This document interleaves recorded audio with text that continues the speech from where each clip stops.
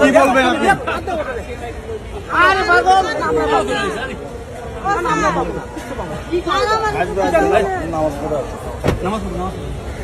এত অহংকার আসে কি করে? অহংকার আসলো থেকে? এই ভাঙ্গা থালাটা তোর হাতে উঠায় দিতে আল্লাহর 1 সেকেন্ডও লাগে না। ওয়াম্মা সাইলা ফালা তানহার, খবরদার ফরিয়াদিকে তাড়িয়ে দিও না, ধমক দিও না।